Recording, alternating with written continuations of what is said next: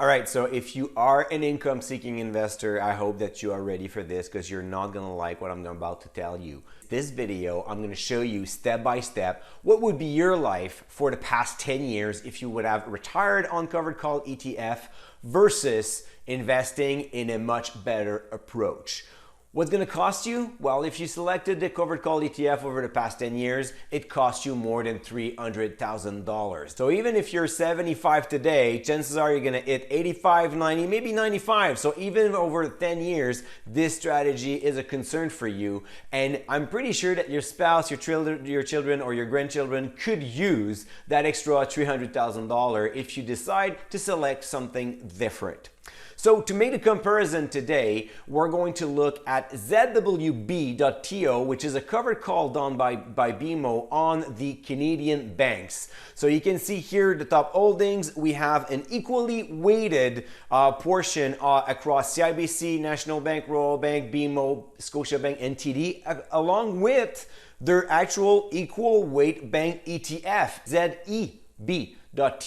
So we're going to make the difference today between ZWB, which is the covered call, and ZEB, which is just the underlying asset. So now you have a clear differentiation between the two holdings. One of the reasons why I like to do this comparison with those two ETF is because they have a long history. As you can see on this graph, we can compare the total return for the past 10 years between ZEB and ZWB. So the covered call is underperforming by more than 40% over the past 10 years. But then a lot of investors will tell me, but Mike, I don't really mind about that because all I mind is the income, and the covered call ETF is paying me a lot more. So here's what I decided to do. What I decided to do is to actually go down into Excel, export all the information for the stock price, the payment, the distribution every month, and the number of units. Imagine that I would invest $1 million. So the rules here are very easy. We start on January 2014, so 10 years ago, with $1 million, and the desired income is $50,000 per year. I increased that $50,000 with a 2% inflation, so not too much. So we were going to go from $50,000 in 2014 all the way up to $59,000 in 2023.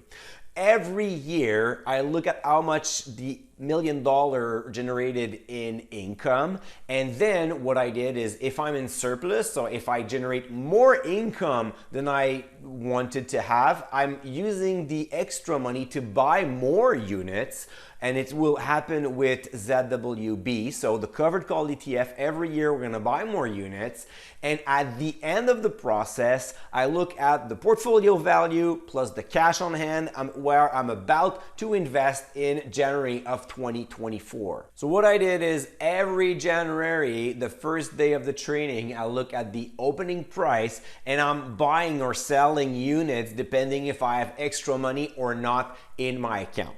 So let's get started with the covered call ETF. So we start in 2014 and the total income or that year is almost $51,000, which is good news, right? And then you're gonna tell me, but see Mike, it's working. So at the end of that year, I'm using that extra $1,000 and I buy more units.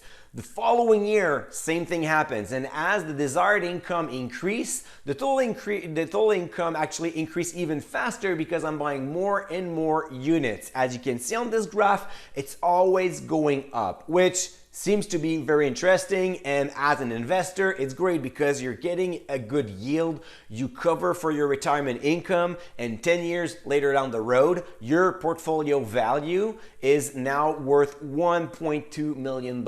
So, Mike, where's the scam, right?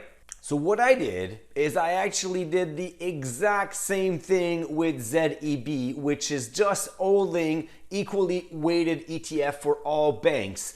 And what you can see now is while the unit price increases for most of the years, the number of units are decreasing. Why? Because unfortunately, the the equally weighted ETF does not generate enough income. So you can see we're starting around like 34, then 36, then 38, but every year you have to sell shares. So the first year we're selling almost for $16,000 worth of shares, then it goes to minus 14,000, then 13, and towards the end you can see that we stop selling units and we're actually buying a little bit more units, because at that time we actually generate more income than the desired one. So as the unit goes down, there is one magical thing that is happening, is the stock price are actually increasing for banks. So over the past 10 years, the unit price is increasing as well. And you have to consider both, right?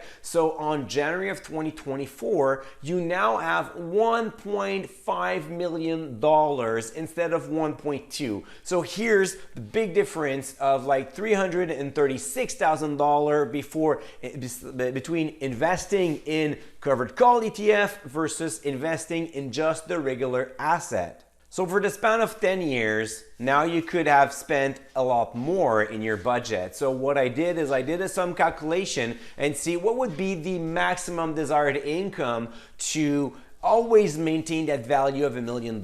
So for the covered call ETF, we're at $65,000, while if you decide to go with just the banks, you would have been able to spend $84,000 indexed every year.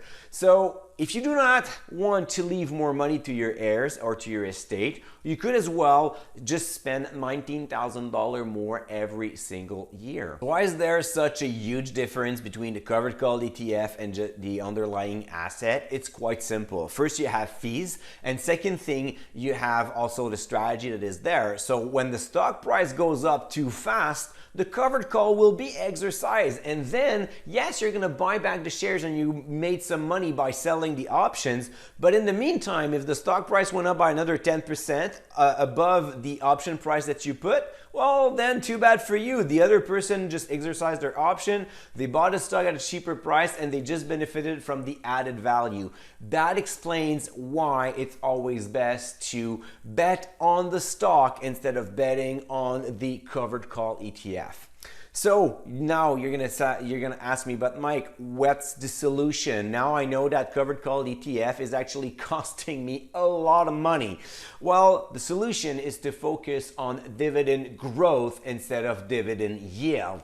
And for that, I invite you to download my Dividend Income for Life guide that will explain three things. The first one, it will explain you how high yield solution is bad for your retirement portfolio. The second one, it will explain why low yield high growth stocks are a lot better and will generate total return that will make you enjoy your retirement the way you deserve it. And three, you're going to see how you can build that portfolio and how you can generate that income for life. So just click on the link description below, put down your email, and you're going to download the Dividend Income for Life right away.